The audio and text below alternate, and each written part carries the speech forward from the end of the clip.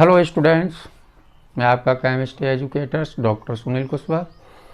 बेटा chapter number 2 में हम 2 लेक्चर ले चुके हैं। आज बेटा 3rd लेक्चर है। लेक्चर नंबर 2 में हमने आपको मोलरिटी तक क्लियर करा दिया था कि मोलरिटी क्या होती है, उसकी यूनिट क्या होती है, क्या उसका फॉर्मूला होता है। उससे रिलेटेड कुछ और डिफाइन है। अब मोलरिटी के बाद आता है मोललिटी। मोललिटी है, आज हम एक्सप्लेन करेंगे मोललिटी क्या होती है, मोल फ्रैक्शन क्या होता है। मोललिटी और मोल फ्रैक्शन के बाद इससे रिलेटेड आपको आज न्यूमेरिकल भी बताएंगे हम एनसीईआरटी के। तो बने रहिए, पेन और कॉपी को मेरे साथ में लेकर के बैठें। चलिए देखते हैं बेटा मोललिटी क्या होती है। मोललिटी आज का बेटा लेक्चर नंबर 3 है। मैं यहाँ लिखे देता हूँ, और किसी भी लेक्चर को आप सिस्टम से ही देखें, क्रम से देखें, ऑर्डर में उनको देखें। ये नहीं कि लेक्चर नंबर 3 आज हमने आपको दिया है तो लेक्चर नंबर 3 को ही आप देखने लगे, 1st और 2nd को आपने छोड़ दिया। अगर ऐसा करेंगे ना तो लेक्चर नंबर 3 में आपको कुछ भी समझ में नहीं आएगा। तो आज है बेटा lecture number chapter number 2 solution class 12th वाले बच्चों के लिए। लेक्चर नंबर है आज 3, और लेक्चर नंबर 3 में हम बताने जा रहे हैं आपको मोललिटी क्या होती है और मोल फ्रैक्शन क्या होता है। इससे रिलेटेड कुछ न्यूमेरिकल भी हम आपको बताएंगे एनसीईआरटी से। तो चलिए, सबसे फर्स्ट नंबर है molality. First number molality. Molality बेटा मोललिटी जो होती है उसको हम स्मॉल m से डिनोट करते हैं, सभी बच्चों को पता है। मोलरिटी को हम कैपिटल M से डिनोट करते हैं, और मोललिटी को हम स्मॉल m से डिनोट करते हैं। और मोललिटी इक्वल टू होता है, यानी m इक्वल टू अगर हम माने तो m इक्वल टू NB/WA। मतलब क्या हुआ? मतलब ये हुआ इन किलोग्राम। मतलब क्या हुआ? मतलब ये हुआ कि मोललिटी क्या होगी, इस फॉर्मूले से हमें पता चल रहा है। क्या पता चल रहा है? हमें ये पता चल रहा है कि 1 किलोग्राम यानी 1 किलोग्राम सॉल्वेंट में 1 किलोग्राम सॉल्वेंट में number of moles of solute कितने डिजोल्व हैं। इसका मीन्स क्या हो गया? इसको बोलते हैं बेटा, मैं बता दूं आपको, मोल्स ऑफ सॉल्यूट कहते हैं, यानी moles of solute. Moles of solute यानी कितने मोल कितने सॉल्वेंट में डिजोल्व हैं। अब यहां पर जो सॉल्वेंट लिया गया है वो बेटा किलोग्राम में है। तो यहां पर हम कह सकते हैं कि 1 किलोग्राम में number of moles of solute कितने डिजोल्व हैं, वही उसकी मोललिटी होती है। तो डिफाइन को अगर हम बनाएंगे तो क्या कहेंगे? The number of moles of the solute present in 1 kilogram of the solvent. मैंने क्या बोला?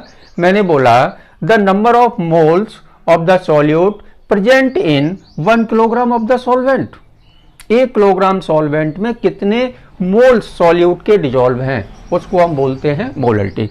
तो कितने में कितना, मतलब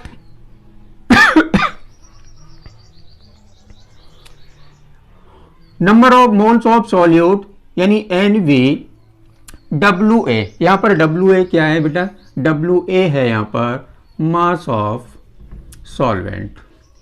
mass of solvent lecture number 1 में हमने सिंबल बताया हुआ है, पहले ही हम लेक्चर नंबर 2 में भी बता चुके हैं बेटा कि बेटा लेक्चर नंबर 1 को देखना बहुत ही कंपलसरी है। सिंबल समझना वहां से बहुत जरूरी है, क्योंकि आगे की कोई भी वीडियो समझ में नहीं आएगी। तो m इक्वल टू हो गया NB/WA। डिफाइन में आपको बता ही चुका, मतलब 1 किलोग्राम में कितने मोल्स सॉल्यूट के डिजोल्व हैं, उसको हम कह देते हैं उसकी मोललिटी। तो डिफाइन को मैं यहां पर देखें, फॉर्मूले को और आगे ड्राइव करते हैं। अब हमने क्या पढ़ा है? हमने पढ़ा है बेटा कि NB इक्वल टू होता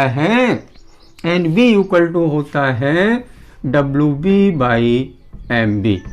अब NB की वैल्यू बेटा यहाँ पर पुट कर दें तो फॉर्मूला क्या निकल के आएगा, फॉर्मूला निकल के आएगा small m equal to WV upon MB और into WA in kilogram. Solvent हमारा किलोग्राम में है तब तो इस फॉर्मूले का यूज करना है। बाय द वे अगर ये ग्राम में दिया हुआ है तब क्या करना है, तो ऊपर 1000 का मल्टीप्लाई कर देना है। तो क्या करना है, देखो m इक्वल टू फॉर्मूला तब क्या होगा, जब ये ग्राम में दिया हुआ हो तब m equal to WV into 1000 divided by MB into WA in gram, तब ये फॉर्मूला बन गया बेटा। ठीक है ना। तो डिफाइन को हम नोट कर देते हैं यहाँ पर, the number of moles, molarity की define, the number of moles of the solute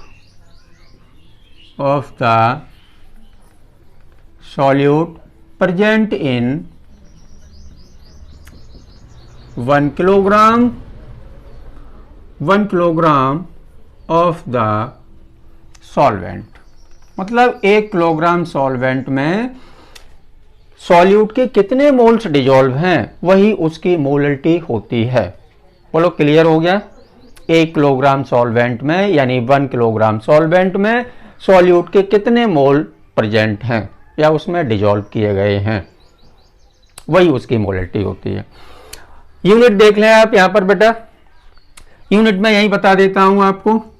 इसकी यूनिट होती है बेटा मोल और इसकी किलोग्राम। तो यहां पर यूनिट निकल के आएगी मोल्स यानी मोल्स पर किलोग्राम। ये होगी बेटा इसकी यूनिट, मोलरिटी की unit moles per kilogram. Molarity clear हो गया। एक बार फिर डिफाइन देख लें आप। मैंने बोला था कि 1 किलोग्राम सॉल्वेंट में सॉल्यूट के कितने मोल डिजोल्व हैं। 1 किलोग्राम सॉल्वेंट में सॉल्यूट के जितने मोल डिजोल्व होते हैं या प्रेजेंट होते हैं उसे हम मोलरिटी कहते हैं। मोलरिटी को हम स्मॉल m सिंबल से डिनोट करते हैं और स्मॉल m इक्वल टू होता है NB upon WA in kilogram. तो यूनिट क्या निकल के आई, मोल पर किलोग्राम निकल के आई। अब NB हमने पढ़ा हुआ है, NB इक्वल टू होता है WB बाई MB। अब NB की जगह पे बेटा मैंने ये वैल्यू रख दी तो क्या निकल के आ गया, M equal to WB upon MB into WA kilogram में है। अब अगर WA हमारा यानी मास ऑफ सॉल्वेंट अगर हमारा ग्राम में दिया हुआ है तो 1000 का यानी 1000 का हमें ऊपर मल्टीप्लाई करना है। तो m इक्वल टू क्या हो जाता है, WB into 1000 upon MB into WA in ग्राम। चलिए ये तो हो गई मोलरिटी। अब चलते हैं मोल फ्रैक्शन की तरफ बेटा। हो गया ना ये मोल फ्रैक्शन। अब देखते हैं इसके बाद मोल फ्रैक्शन क्या है।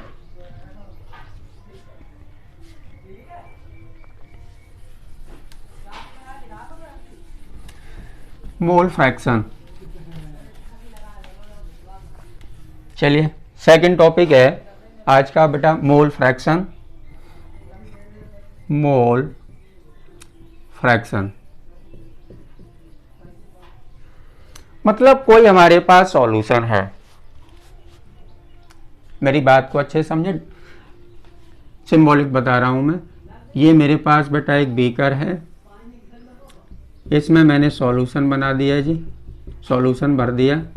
अब सॉल्यूशन बनाया होगा और मैं पहले भी बता चुका हूं कि हम केवल बाइनरी सॉल्यूशन की बात करते हैं सॉल्यूशन वाले चैप्टर में। ट्राइनरी और क्वाटरनरी सॉल्यूशन की हमें कोई बात नहीं करनी है। जहां भी बात करनी है वो बाइनरी सॉल्यूशन की बात करनी है। और बाइनरी सॉल्यूशन हम बता चुके हैं आपको कि जो 2 कंपोनेंट से मिलकर के सॉल्यूशन बनता है उसको हम बाइनरी सॉल्यूशन के नाम से जानते हैं। 2 कंपोनेंट से सॉल्यूशन जो मिलकर के बनता है उसको बाइनरी सॉल्यूशन कहते हैं। हमारे पास ये बेटा क्या है, एक बीकर है। चलो मैं लिखे देता हूँ, ये बीकर है। इसमें क्या है, मैंने वाटर ले लिया, H2O ले लिया और इसमें मैंने कुछ शुगर पार्टिकल्स डाल दिए। ये शुगर पार्टिकल्स डाल दिए मैंने। शुगर पार्टिकल्स, जिसको हम क्या कहते हैं, मोल्स, बी सॉल्यूट, जिसको हम बोलते हैं बेटा सॉल्यूट, और सॉल्यूट को हम लिखते हैं वी से। सॉल्वेंट जो होता है वो होता है बेटा ए, और इसको हम कहते हैं सॉल्वेंट। ए होता है हमारा, वो होता है सॉल्वेंट। देखें आप, ध्यान दें, यहाँ पर हम डिफाइन को बनाने जा रहे हैं, यहाँ पर मोल फ्रैक्शन की डिफाइन को। अब इसमें देखें आप, एक तो यहाँ पर बेटा NB प्लस Na, सॉल्यूशन की अगर बात करें तो सॉल्यूशन में Na और NB दोनों को ही मोल्स हैं। अगर अलग अलग बात करें तो सॉल्यूट के मोल अलग अलग होंगे और सॉल्वेंट के मोल अलग होंगे। अब यहाँ पर हम बात करने जा रहे हैं कि सॉल्वेंट के मोल हमें कैलकुलेट करना है या सॉल्यूट के मोल हमें कैलकुलेट करना है। तो दो बेस बनते हैं यहाँ पर। देखें आप, हमने डिफाइन में, हम डिफाइन यहीं से निकालना चाह रहे हैं, इसी डायग्राम से डिफाइन को बनाना चाह रहे हैं, क्योंकि रट्टा लगाने से हम बचेंगे। तो हम यहाँ कहना चाह रहे हैं बेटा कि ये सॉल्यूशन है, और सॉल्यूशन में क्या होगा बेटा, Na भी होगा, Nb भी होगा। मतलब क्या हुआ, मोल्स ऑफ सॉल्वेंट भी होंगे और मोल्स ऑफ सॉल्यूट भी होंगे, और इन दोनों को मिला करके हम क्या कह देते हैं कि भैया ये सॉल्यूशन है। और सॉल्यूशन में क्या है, सॉल्वेंट और सॉल्यूट दोनों ही चीजें हैं, दोनों ही हैं उसमें। तो यहां पर हम डिफाइन बनाने जा रहे हैं कि सॉल्यूट के मोल्स, मैंने क्या बोला, मैंने बोला बेटा कि सॉल्यूशन में सॉल्यूट के मोल्स, सॉल्यूशन में सॉल्यूट के मोल्स, और सॉल्यूशन में होगा क्या, दोनों ही चीजें होंगी, Na भी होगा और Nb भी होगा। तो सॉल्यूट के मोल्स और सॉल्यूशन में प्रेजेंट टोटल मोल्स के रेशियो को हम मोल फ्रैक्शन कहते हैं। यानी कह सकते हैं कि it is the ratio of moles of one component, यानी वन कंपोनेंट की हम बात करें तो हम सॉल्यूट ले सकते हैं, वन कंपोनेंट की जगह हम सॉल्यूट कह सकते हैं, सॉल्वेंट कह सकते हैं, कुछ भी कह सकते हैं, आप ऑब्लिक लगा के डिफाइन में कुछ भी लिख सकते हैं, दोनों ही राइट होंगे। तो कंपोनेंट ए और टोटल मोल सॉल्यूट सॉल्यूशन के। तो कंपोनेंट ए, बेटा मेरी बात को समझो, मैं कहना चाह रहा हूं कि कंपोनेंट वी, हमारे पास कंपोनेंट वी है, कंपोनेंट वी और total moles of solution, total moles of solution, इसके रेशियो को हम कह रहे हैं यहां पर मोल फ्रैक्शन। तो डिफाइन क्या बनेगी, it is the ratio of moles of one component to the total number of moles, total number of moles present in the solution, present in the solution. चलिए देखते हैं, डिफाइन बनाते हैं इससे हम, क्या डिफाइन होगी। मतलब सॉल्यूट के मोल्स और सॉल्यूशन में टोटल मोल्स के रेशियो को मोल फ्रैक्शन कहते हैं। क्या बोला मैंने बोला कि सॉल्यूशन में कंपोनेंट बी के मोल, सॉल्यूशन में कंपोनेंट बी और ए के मोल, और सॉल्यूशन में प्रेजेंट टोटल मोल्स के रेशियो को मोल फ्रैक्शन कहते हैं। तो डिफाइन बनाते हैं, it is the ratio of moles, नीचे लिख देता हूं बेटा मैं, it is the define, it is the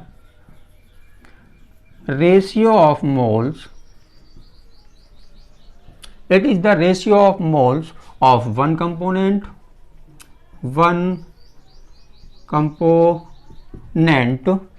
two the total number, to the, दिख रहा है ना, दिख रहा है, चलिए, total number of moles present in the solution, present in the solution. चलिए बेटा डिफाइन हो गई प्रेजेंट इन द सॉल्यूशन, ये डिफाइन हो गई मोल फ्रैक्शन की। मैं समझ रहा हूँ कि आपको क्लियर हो गया होगा जी। चलिए नेक्स्ट आगे, एक्स ए हमें क्या निकालना है यहाँ पर, इस सॉल्यूशन से हमें मोल फ्रैक्शन कैलकुलेट करना है, किसका, सॉल्वेंट का।